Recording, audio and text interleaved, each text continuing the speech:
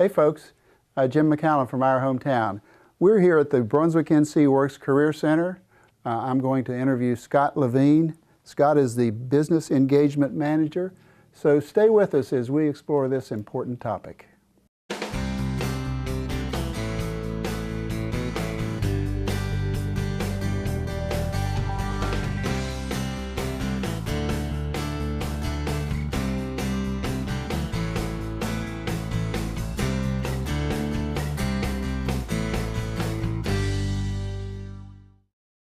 We are here in Charlotte at the Brunswick County Workforce Career Center.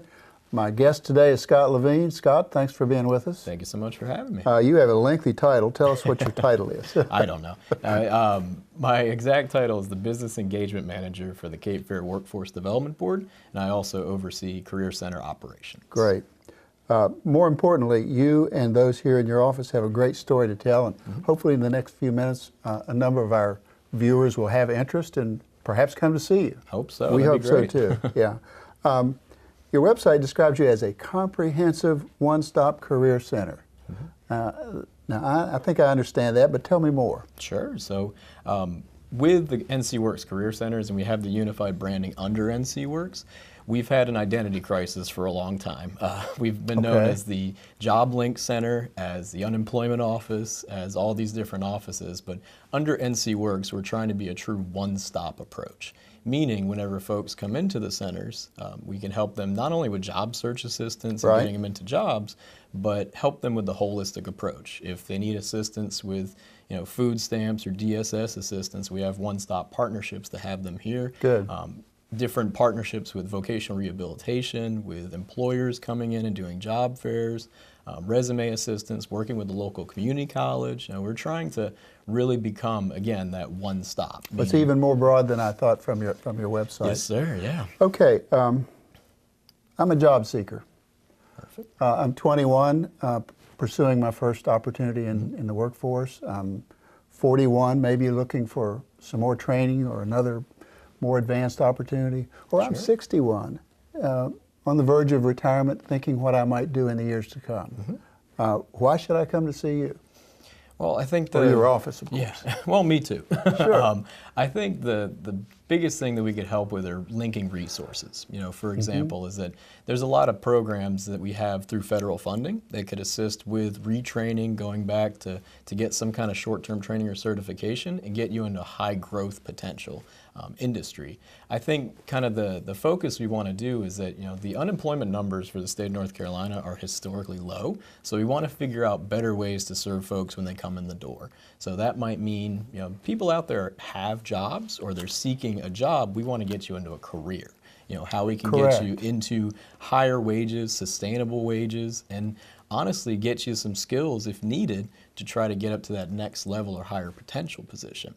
Right. For a long time, I think, for our career centers, what we tried to do was let's get you some resume assistance, interview skills, all those basic forms and functions, which we still do a lot of, but it's trying to get to that, unlocking that potential for the individual. Even for the 61-year-old that's about to retire. Absolutely, sure. There's some skill sets they can learn and get into some kind of new career shift that maybe it's something they never knew they could do. We want to try to find that potential and unlock it. And we're going to drill down on a few of those issues, but you mentioned high growth. Yes, sir. Now, for a lot of us, we may not appreciate what the real high growth industries are and thus where the opportunities are. Absolutely. Talk about that for just a second. Most definitely. So with our Cape Fear Workforce Development Board, which is, I'm staffed to that board, we cover 4 counties here in Cape Fear. It's Brunswick County, Columbus, New Hanover, and Pender. And we look at trends within the industries. For example, we have a certified pathway through the state, which is in construction.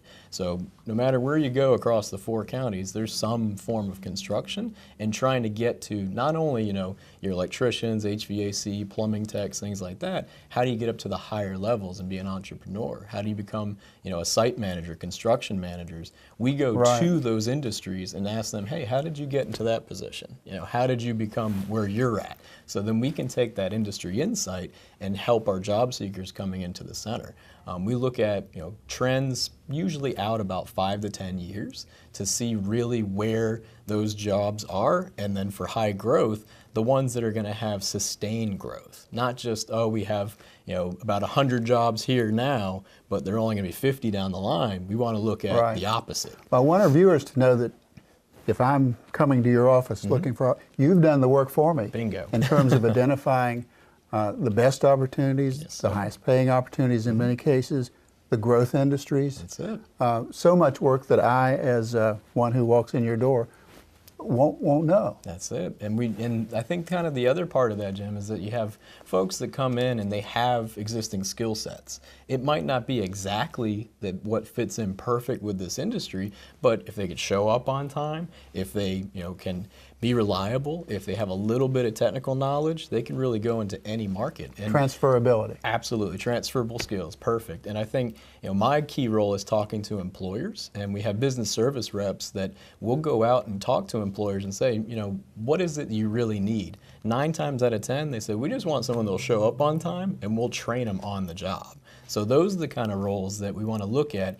If someone comes in and has good work habits, absolutely, has those good work habits, just like you said, and has the really gusto to go out and get it, then we'll look at what other industries can we help with training to get you into that industry and make a much higher wage than what you would have gotten before. There's so much to cover, but I want to keep it at this level for the moment. There's no typical person that walks in your door, but let's talk about that anyway. The 25-year-old walks in your door. He or she is pretty uncertain about his and her future. What happens from there? So any number of things, but usually what we'll do is just talk about what is it that you want to do, as far as you want to just get into a job for right now, or is it expanding your skill sets and look into those high growth careers. We would get them registered in NCWorks. Our website is ncworks.gov. That's the state level website, where it's an intuitive system. It works within itself, where you have a database of jobs, you have a database of employers that you work with, but also you can take their skills and put them into the system, and there's something they call a virtual recruiter, where they'll actually find skill matches based on what the employers have entered into the system. So it might say, a job description with a typical job title, but if I don't know what that is, but my skills match it. Good point. There you go. So it could be something where they would find a brand new career path. That's ultimately what we want to do, is help folks with the resources to get into that new career. Or it might be something where we've had a lot of folks that come in the door that are employed currently, but they're making 12, 13 bucks an hour, which is a good wage, but they have some really good skill sets, they have some work experience, they have some things that they can do. Let's match them up with some different industries in order to get them into a much higher scale. High school equivalency, apprenticeships, Yes, internships. Let's talk about that. Absolutely. So with our state, we're very, very fortunate with having Governor Cooper in office, because he has a vested interest in workforce development.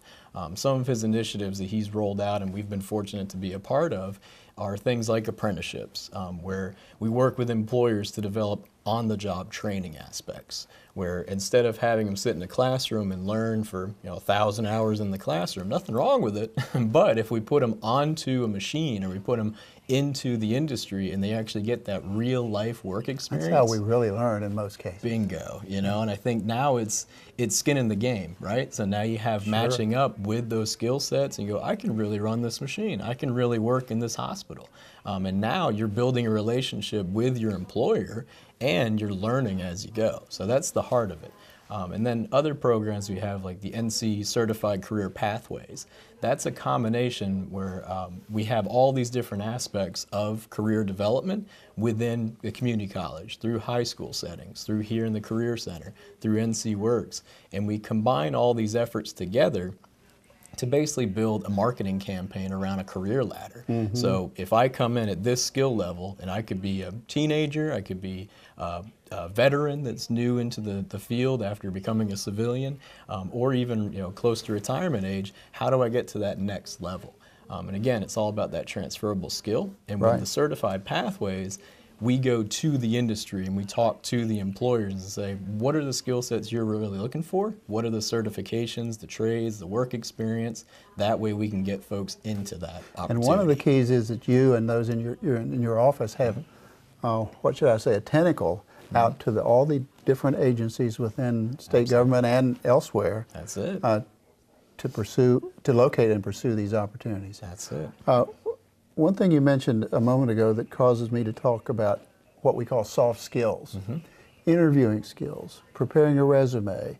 I'm assuming you and your office assist in those matters as well. Yes, sir. We partner with typically we'll partner with our local community colleges. So for example, here in the Brunswick Career Center, we have Brunswick Community College that comes in and we teach a resume assistance and interview preparation class.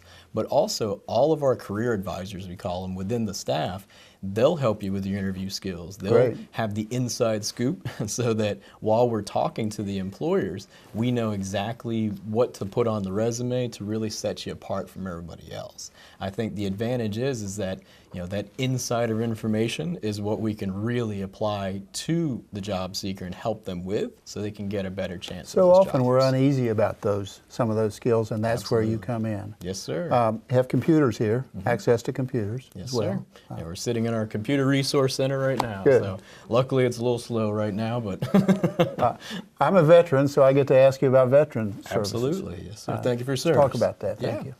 So with the veteran services, because we are a state office and we're federally funded, we have a priority of service. So veterans take priority over other individuals. So that's usually the first thing.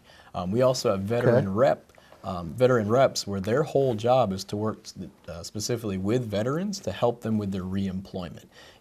Kind of the state, they're looking at a lot of those skills that you learn while you're in the military service, and they see what those transferable skills are to go back into civilian life and figure it out with your MOS of what you can get into a career. Our vet rep staff and our career center staff is trained to find out exactly what those skills are, and we look at the transfer of skills. And at the state level, we were at the NCWorks Commission meeting here recently. There's actually a lot of focus on veteran reemployment after they've gotten out of their service. Sure, absolutely. So there's, it's going to be another focus for Governor Cooper, but one of the things that they've talked about is using those transferable skills so that you look at how much education they learned in the military, and it applies to community college level and university level. For years prior, or for the last few years, it's been no matter what your MOS has been, you always got just a couple of credits if you were to go in a community college, which so now they actually look at those credited hours, and you can get up to 4,000 hours based on what you've done in the military to apply towards an associate's, a bachelor's, or some kind of certification. Okay, we'll take a brief break and we'll be right back.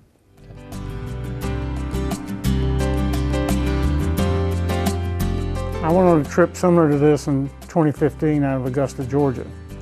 And it was the first time I had seen the Vietnam Wall with veterans who were actually there. And it's a different experience for a vet to see that wall. And so I brought it up to Post 68 that we should do that for veterans in the area. Basically just went door to door to businesses in Brunswick County asking for support and contributions of any kind. We called on ATMC. They were able to make a significant contribution.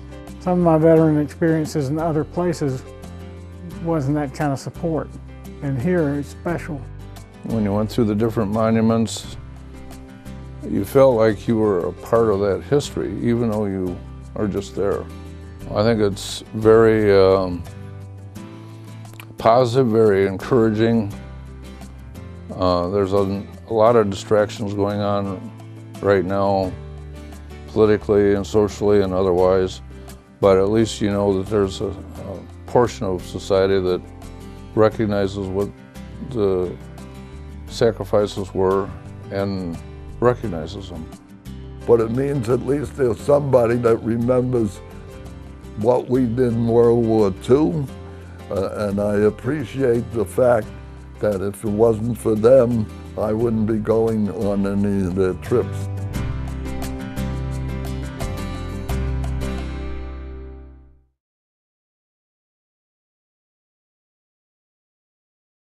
Okay, we're back with Scott Levine of the Brunswick Workforce Career Center. Scott, thanks again. Thank you. We want to talk about some other items. You mentioned some special programs. Yes, sir. And I didn't get all that, so tell our viewers about the special programs. Sure, absolutely. So the Department of Labor has actually given us and the Workforce Board a special grant to help the victims of disaster relief with Hurricane Florence. Important. So yes, sir. A big part of it is basically getting folks back to work. So we have funding that's available for what they're calling the National Dislocated Worker Grant Program. It's a very long acronym, but basically those folks that have been consecutive unemployed for at least 13 weeks, they can come into the center and we're matching them with work sites to get right back into the workforce immediately. Right, that's so important. I want to ask you to say it again. Absolutely. I want our viewers to know this. Absolutely. So in all of our career centers, so we have 4. There's one in Brunswick here in the Brunswick County Career Center in Charlotte off of Main Street. We also have Columbus County at Southeastern Community College, New Hanover in Wilmington, and Pender County in Burgaw. The National Dislocated Worker Grant Program, or NDGWP.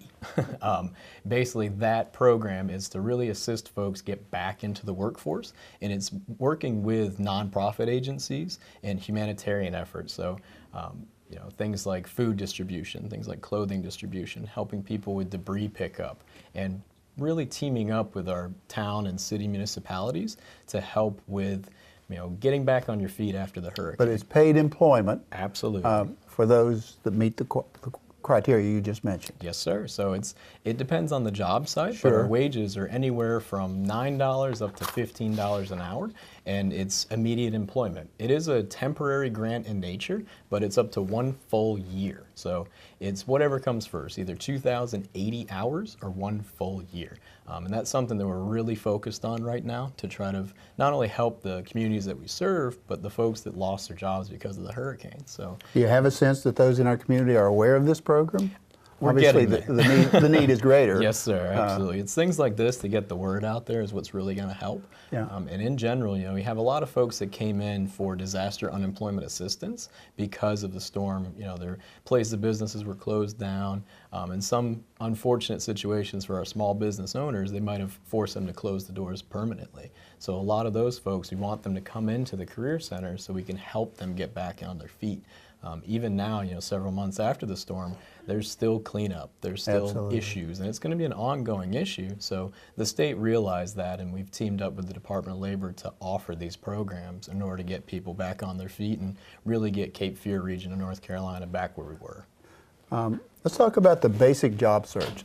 Someone walks in your door, they either don't have a job or they're anxious and eager to find a better job. Sure. Walk us through the process. Absolutely. So as I mentioned before, we do have veterans priority of service, so we would ask them if they are a veteran and see if they could qualify for any of those programs. But from there, it's really getting them registered and oriented to NCWorks. NCWorks is kind of separate from a regular database of jobs. That's your state website. Yes, sir, ncworks.gov. So with that, it will identify skill sets for the individual. So it goes beyond just the normal everyday job search. Instead of just plugging in, you know, Indeed, Craigslist, things like that, we get down to the heart of what can they really, really do. So am I working a questionnaire to try to identify my skills? We would work one-on-one with, Okay. with one of our career advisors Okay. in our computer resource center here to actually put them into that system and develop their profile through NCWorks.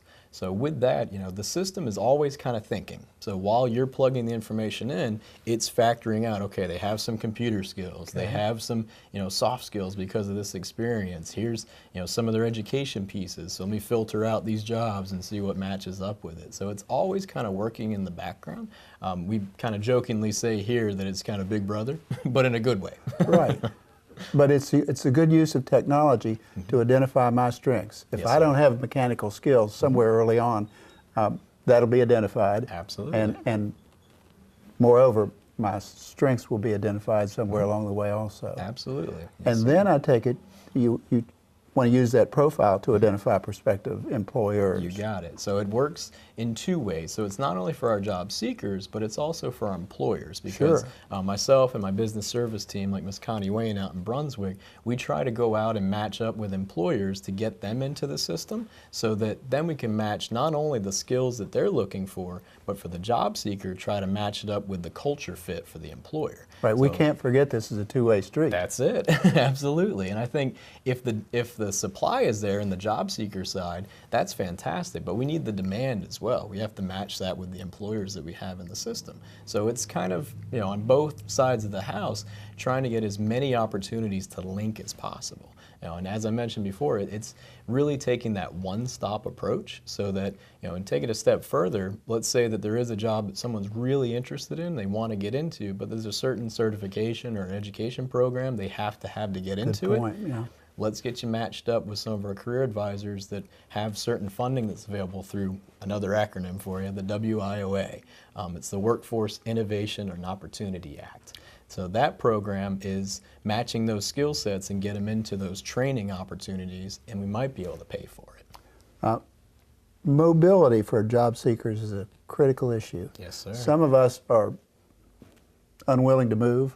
Others see opportunity in moving elsewhere for jobs. Absolutely. Does your technology allow me, the job seeker, to identify jobs outside of this area? Yes, sir. So it's a state-level website, so we Okay. can look at anything across North Carolina. And there are other states around us that have similar systems. There's Tennessee Works, South Carolina Works, Virginia Works, so you sense the trend. But basically with NCWorks, you can do the same approach, but in a different catchment area. So you can base it upon the zip code, the city, Okay, good. county, there's different ways of going about it. And the added bonus is that we have NCWorks Career Centers in just about every county across North Carolina. So if I tell you I'm willing and eager to work in the following 10 counties, you can limit your search to those 10 Yes, counties. sir, absolutely. And the cherry on top is that we can then connect you to our counterparts in that county. So we can say, well, hey, here's a job that they're interested in Wake County or Durham or wherever, and we would actually link them with that office and make sure that they have, a soft landing. This is an odd question, but tell our viewers and tell me something that we might never know about your office. So Sure. Something unusual that we in the public just might not be aware of. So I think kind of the best kept secret, unfortunately, is we have programs that are available that are specifically catered to help folks with on-the-job training. We actually have one that's called OJT, or on-the-job training, and it's through one of our programs where essentially we'll pay up to 75% of the individual's wages back to the employer as an agreement to really build them up in a training plan. So this is a great program that's been around for a little while, but employers need to know more about it, because a lot of the employers that I talk to is that they say, we just need someone that'll show up on time and be reliable. We'll teach them the skills. That's where OJT comes in. So as a handshake agreement, we say, okay, this person will put them on site. They have some skill sets. They have some things that they can really do, but really train them up. Give them that one-on-one attention. And for a training period of typically 3 to 6 months, we can reimburse up to 75% of their wages back to the employer as sort of a thank you of really bringing them up to speed, and hopefully they get an excellent And employee. those are state funds well spent. Yes, sir. Absolutely. We have to be good stewards of the funds. I'm sure it's a payoff of a multiple of some Absolutely. sort. And there's some research that's out there that I've seen where with OJT opportunities, after a 2-year retention piece, they found that 90% of the folks that go into an OJT stay on for at least 2 years. So for employers, that's a huge bonus, because now you're signing on with someone to really, for that training period, they don't cost the same amount as if it's a regular employee, and they're going to be with you for the long haul. Well, you just answered my question in a roundabout way, but I'll ask it again. Sure. How do you here in your office know if you're doing a great job? My favorite part is that if we have employers or if we have customers that come back after they've been with us and they say, I'm right where I need to be. This is kind of a different way of looking at it. That's the but payoff, huh? I'm happy when people don't come back, because that means they're in a job and they're great. I think that the best part about what we do is that we get feedback from partner agencies. So perfect example is that we would have like vocational rehabilitation get a hold of us and say, hey, this person that I sent over as a referral, not only are they working now, but they're vice president of the company, or Yeah, they're training other people, and it's happened. We have the track record of it, and those are the absolute win-win scenarios because we've taken them from being a job seeker to now training others, and that's what it's all about. Now, you're the hub of the wheel, but talk again, as you did at the beginning of this interview, about the other state agencies with whom you work. Sure, absolutely. And county agencies, of Yeah. course. So we work a lot with our different title agencies within the WIOA. So we have DWS in-house, the Department of Workforce Solutions, Vocational Rehabilitation, DSS. There's Veterans, the Veteran college. Services, the community college, UNCW here locally. There's different community-based organizations like Telemon that we actually work with, and they work with Spanish-speaking population. Okay, good. There's, in general, if there's someone that comes in our door and they need assistance with something, we can help them. So, and if we can't, then we have the referral. You can that find some direction for them. Absolutely. You have time for just one or two questions. Sure. As I read the literature, the two real growth industries are healthcare and technology. Yes, sir. Tell us one or two others that you see in the years to come. Absolutely. So I mentioned construction. That's definitely one that we have already kind of targeted, and we're starting to roll out in our certified pathway. Another one is transportation and logistics. We're kind of combining those up. I read that truck drivers are in great demand. Yes, sir. CDL Class A licenses are huge. All And over the country, I understand. absolutely. Yeah. Especially here at the coast, you have shipping lines that are coming in Sure. and out. They need truck drivers to send out and do over-the-road trucking. Yeah. And the combination with logistics side is that a lot of those processes are becoming automatic, where they have mechatronics and computerized stuff and all these amazing video game technologies that are built into the truck driving industry. So those are all things that we look at in the Career Center to really give our job seekers that added information so they really have a cutting edge approach to getting Right. into some kind of high growth. Give us your website and any other and a phone number, and sir. we'll go from there. Yeah, so our website is ncworks.gov, and that's kind of the state level website, and there's some others that we have. The NC Certified Career Pathways.com, very long name, but if you look up Certified Career Pathways, it'll bring us to that. And then our phone number here is 910-754-6120. All right, to our viewers of all ages, if you have any questions, any concerns, any needs, come to the Brunswick Forest Work Career Center and say hello to Scott Levine or his staff. Thank you, Absolutely. Scott, Thank for being you. with us. Thank you, sir. I appreciate it. Thanks so much.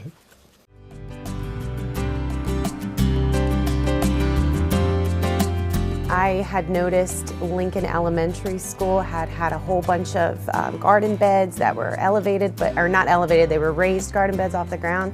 One of their teachers had done a lot of work, and a lot of students, a lot of regular education students were out there working in these gardens during the morning, during the afternoon, and I just had the idea that none of our children in our special education department had access to that because they're so low to the ground. Some of our children with motor impairments that need wheelchairs couldn't access them either, reach them. So I started researching elevated beds for them to be able to do the same thing that their typically developing peers are doing. Right now there's 9 schools. One school got 2 beds, and then the other 8 schools got each 1 bed. Hopefully in a couple years every school's going to have a bed and multiple beds. First of all, they're learning a ton of things. In the beginning it was just following directions, building these beds. In the accessible agricultural program, they're going to be learning basic parts. In middle school it's different. With Common Core standards, they're going to be learning basic parts of a plant, photosynthesis, and in high school, of course, it would be a little bit more advanced than that, but it's all about agriculture. So everything from following directions, planting, digging, using their hands, motor activities, what a plant needs to survive. It's so heartwarming. I want to cry every time I think about it. I do. I'm sorry.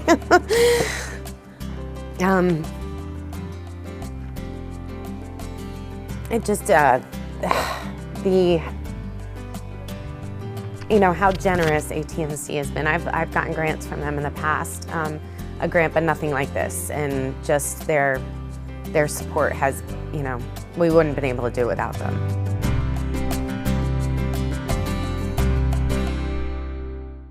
Thanks for being with us on Our Hometown. If you have a show you'd like for us to consider, please be in touch with us at atmctv.com. Thanks again, and join us again soon for Our Hometown.